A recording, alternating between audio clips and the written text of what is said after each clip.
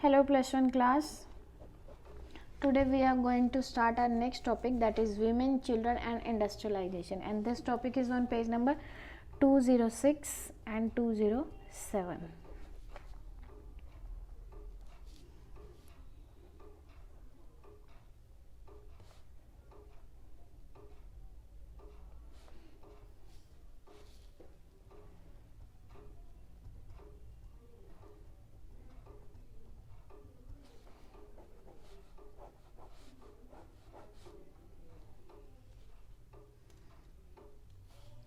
कहता है कि इंडस्ट्रियलाइजेशन जो था ना, वो एक बहुत ही इम्पॉर्टेंट टाइम था जिसमें काफ़ी इम्पॉर्टेंट चेंजेस हुए थे.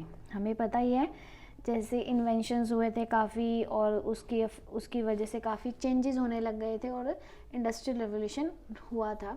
तो काफ़ी इम्पॉर्टेंट चेंजेस हुए थे, और जो इम्पॉर्टेंट चेंजेस हुए थे ना, वो उन्होंने अफेक्ट डाला था वीमेन एंड चिल्ड्रन पे. कैसे इफेक्ट डाला था, इसके बारे में हम बात करेंगे. कहता है कि जो चिल्ड्रन हुआ करते थे रूरल एरिया के, चिल्ड्रन ऑफ रूरल एरियाज, वो शुरू से ही उनके क्या थी, एक हैबिट हुआ करती थी वर्क करने की. यानी वो शुरू से ही काम करते आए थे, चाहे वो घरों में हो, चाहे वो फील्ड्स में हो यानी खेतों में. तो वो क्या करते आए थे, हमेशा ही काम करते आए थे. और ये जो काम था, ये ड्यूरिंग डे भी किया करते थे, ड्यूरिंग सीजन्स भी किया करते थे. तो लेकिन ये जो जब काम किया करते थे ना, इनके ऊपर एक वॉचफुल आई हुआ करती थी. यानी इनके जो पेरेंट्स होते थे या रिलेटिव्स हुआ करते थे, वो इनका ध्यान रखा करते थे, इनके ऊपर नज़र रखा करते थे.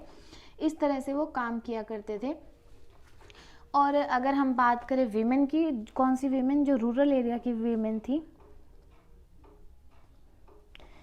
वो भी क्या होती थी, काफ़ी एक्टिव होती थी. आप आज के टाइम में भी एज़ कम्पेयर टू अगर हम अर्बन वीमेन करें विद रूरल वीमेन, तो रूरल वीमेन जो होगी वो ज़्यादा एक्टिव होगी as compare to urban women.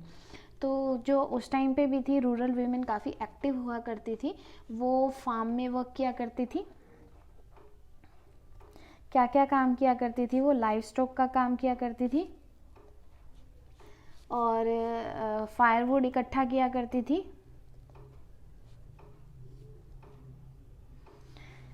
यान यानी धागे स्पिन किया करती थी, एंड चरखा काटना वगैरह भी ये अपने घरों में किया करती थी. लेकिन जब ये फैक्ट्रीज़ में काम करने लगी, तो इनका जो वर्किंग आवर्स था, अब यहाँ हम बात करेंगे फैक्ट्रीज़ की. तो ये पहले क्या कर रहे थे, अपने खेतों या घरों में काम कर रहे थे. अब ये फैक्ट्रीज़ में आ गए. तो जब ये फैक्ट्रीज़ में करने काम लगी, तो इनका जो वर्किंग आवर्स था वो काफ़ी लंबा था और अनब्रोकन था. अनब्रोकन का मतलब जब आपको बीच में रिलैक्स नहीं दिया जाता. जैसे अगर हम स्कूल की बात करें, तो जैसे आपको एक रिसेस दी जाती है आपको रिलैक्सेशन के लिए, लेकिन इन्हें कोई भी ब्रेक नहीं मिलता था. तो इनका जो वर्किंग टाइम होता था वो अनब्रोकन हुआ करता था. और काफ़ी स्ट्रिक्ट डिसिप्लिन जो था इनके लिए फॉलो किया जाता था. क्या किया जाता था, स्ट्रिक्ट डिसिप्लिन फॉलो किया जाता था. और बहुत ही स्ट्रिक्ट फॉर्म्स जो होती थी वो पनिशमेंट की होती थी. यानी अगर ना काम करने पे या गलत काम करने पे इन्हें बहुत स्ट्रिक्ट पनिशमेंट भी दी जाती थी. तो हम कह सकते हैं कि इस यहाँ के वुमेन और बच्चों और यहाँ के वीमेन और बच्चों की जो लाइफ थी वो काफ़ी डिफरेंट थी. लेकिन अब बात करेंगे, आपके दिमाग में एक क्वेश्चन आया होगा कि अगर इतनी ही बुरी हालत हो रही थी फैक्ट्रीज़ में या इंडस्ट्रीज़ में वीमेन और चिल्ड्रन की, तो क्या ज़रूरत थी इन्हें वहाँ काम करने की थी. वो ज़रूरत ये थी कि अगर जो मैन अर्निंग कर रहे थे ना, तो उनसे उनके जो घर थे वो नहीं चल रहे थे. तो ये काफ़ी नेसेसरी हो गया था एक घर को बहुत अच्छे से चलाने के लिए. बहुत अच्छे से का मतलब उस टाइम शेल्टर, फूड और क्लॉथिंग की ही ज़्यादा रिक्वायरमेंट हुआ करती थी. अब जो है थोड़ा लग्जीरियस टाइम आ गया है. उस टाइम नेसेसरी आइटम्स को भी जो मैन था उसकी इनकम नहीं प्रोड्यूस कर पाता था. तो इस वजह से जो वीमेन हैं और जो बच्चे हैं उन्हें वहाँ काम करना पड़ता था. तो ये एक रीज़न था कि क्यों वो वहाँ पे अर्निंग करने के लिए फैक्ट्रीज़ में जाते थे. लेकिन जब हमें जैसे पता है कि इंडस्ट्रियल रेवोल्यूशन आया तो मशीनरीज भी आने लगी. तो जैसे जैसे मशीनरीज आने लग गई ना, तो फैक्ट्रीज़ में जो मैन पावर थी, ये ह्यूमन लेबर कहेंगे, वो रिड्यूस होने लग गई। लेकिन जो इंडस्ट्रियलिस्ट थे या फैक्ट्री के ऑनर हुआ करते थे, वो प्रेफर किया करते थे कि उनकी जो इंडस्ट्री या फैक्ट्रीज है उसमें वीमेन और बच्चों को ही क्या करा जाए, काम पे रखा जाए, बजाय कि मैन को। यानी मैन को प्रेफर नहीं दी जाती थी, इन दो पर्सन्स को या इन दो तरह के लोगों को क्या दी जाती थी, प्रेफरेंस दी जाती थी। क्यों दी जाती थी? एक तो वर्स्ट वर्किंग कंडीशन में ये वर्क करने के लिए बहुत ज़्यादा अग्री हो जाते थे, यानी ये कोई किचकिच नहीं करते थे, ये कोई प्रोटेस्ट नहीं करते थे वर्स्ट कंडीशन का, और साथ ही साथ लो वेजेस का। इन्हें अगर जितनी भी लो वेजेस दे दी जाए तो ये अग्री करके काम करने लग जाते थे। लेकिन यहाँ जो मैन थे वो प्रोटेस्टेशन पे आ जाते थे। तो इस तरह से, इस वजह से जो इंडस्ट्रियलिस्ट थे और जो फैक्ट्रीज ओनर्स थे वो प्रेफरेंस करते थे कि वीमेन और चिल्ड्रन को ही उनकी फैक्ट्रीज में रखा जाए। तो आपकी बुक में 2 एरिया बताए गए हैं, एक लैंकाशायर एंड एक यॉर्कशायर। इन 2 एरिया में क्या थी, कॉटन टेक्सटाइल थी, और यहाँ पे वीमेंस को काफ़ी ज़्यादा प्रेफरेंस दी जाती थी जॉब्स के लिए। तो एक पिक्चर भी दे रखी है आपकी बुक में, लेट मी शो यू। ये देखिए, इसमें जो वीमेन है वो कैसे एक फैक्ट्री का वर्क कर रही है बड़े कंफर्टेबल तरीके से, और जो फैक्ट्री की हालत है देखिए कितनी वर्स्ट है। तो ये वीमेन है जो गिल्ड बटन फैक्ट्री में काम कर रही है बर्मिंघम में 1850s में, और जो वहाँ की वर्कफोर्स थी उसका 2/3 जो पार्ट था वो वीमेन का था और बच्चों का था, 2/3 पार्ट, और 1/3 वहाँ पे कौन थे, मैन थे। ठीक है, तो जो मैन थे उन्हें मिलता था 25 शिलिंग्स काम करने की, यानी शिलिंग्स उनकी करेंसी होगी वहाँ की उस टाइम की। और जो वीमेन थी इनका जो वर्किंग टाइम था वो सेम था, यानी अगर 10 घंटे ये काम कर रहा है तो 10 घंटे ये भी काम कर रहे हैं। लेकिन इसे 25 शिलिंग्स मिलती थी, लेकिन वीमेन को क्या मिलती थी, सिर्फ 7 मिलती थी, और बच्चे को 1। लेकिन मेहनत दोनों से इक्वल कराई जाती थी। सॉरी, मैं आपको एक बार फिर से बता दूं कि ये देखो फैक्ट्रीज में, तो ये फैक्ट्री की बात की गई, गिल्ड बटन की फैक्ट्री है बर्मिंघम में। तो वहाँ पे 2/3 जो थे वो मैन और चिल्ड्रन, वीमेन और चिल्ड्रन वर्कफोर्स थी, और 1/3 जो थे वो मैन थे। इनका जो वर्किंग आवर्स था, वर्किंग लेबर थी, वो इक्वल थी, लेकिन जो इनको वेजेस दी जा रही थी उसमें डिस्क्रिमिनेशन हो रहा था। तो मैन को सेम वर्किंग आवर्स के लिए 25 शिलिंग्स मतलब उनकी करेंसी, और वीमेन को सेम वर्किंग आवर्स और लेबर्स के लिए 7 शिलिंग्स दी जाती थी, और बच्चों को 1।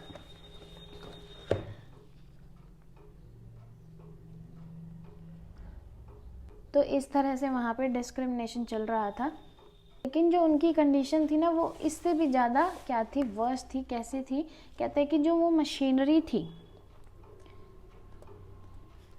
कहाँ पे, कॉटन स्पिनिंग, जिसे हमने पढ़ा भी था, कॉटन स्पिनिंग जेनी, उस मशीनरी को, कॉटन स्पिनिंग जेनी जो मशीनरी बनाई गई थी, उस मशीनरी को इस तरह से बनाया गया था ताकि वो ईजिली जो है बच्चों के हाथ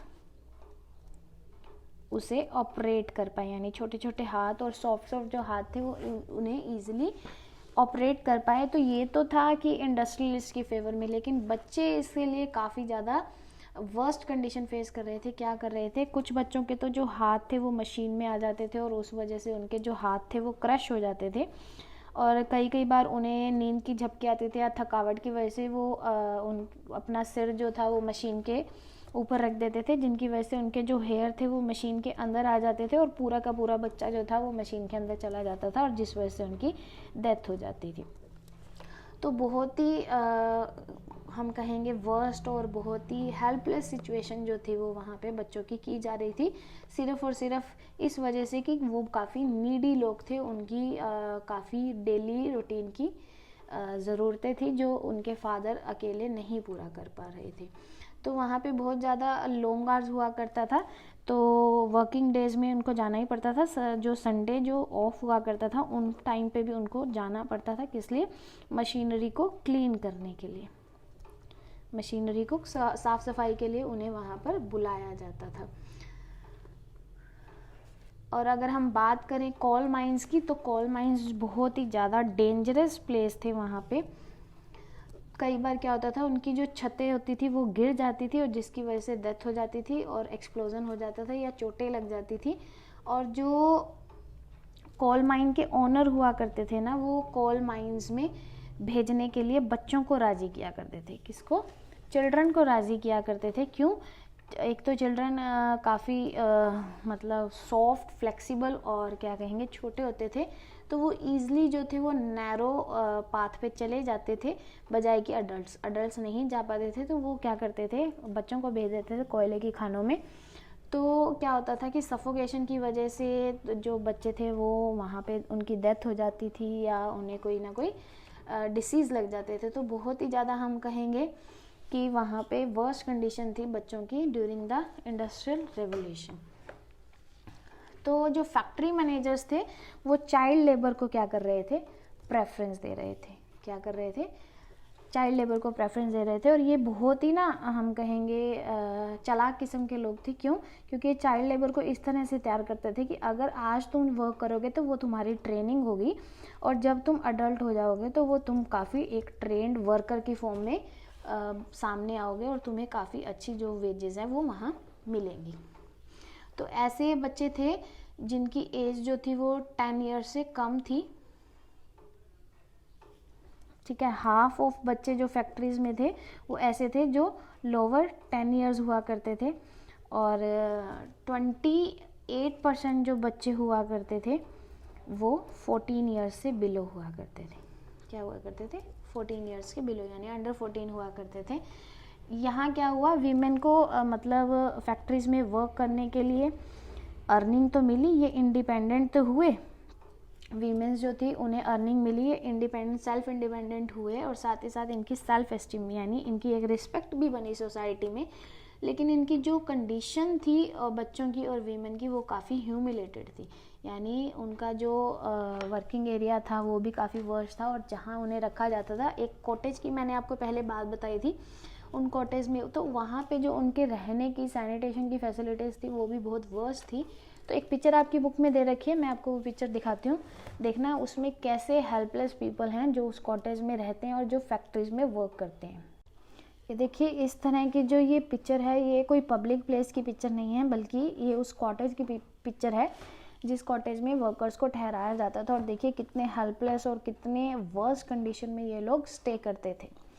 तो आज हमने डिस्कस किया कि ड्यूरिंग इंडस्ट्रियल रेवोल्यूशन जो पहले हमने वर्कर्स के बारे में पढ़ा, आज हमने पढ़ा कि वीमेन चिल्ड्रन की जो सिचुएशन थी वो कैसी थी और जो इंडस्ट्रियलाइजेशन था वो भी कैसे हो रहा था। तो ये टॉपिक बहुत ही इजी और बहुत ही इंटरेस्टिंग था लर्निंग पॉइंट ऑफ व्यू से। वैसे तो ये इतना इंटरेस्टिंग नहीं था, वर्स्ट ही टॉपिक था। सो after discussing this topic, if you have any doubt, please let me know. Otherwise, don't forget to do your work timely and don't forget to pray for everyone. See you in next video with new topic. Till then, take care, thank you, and please do your work timely.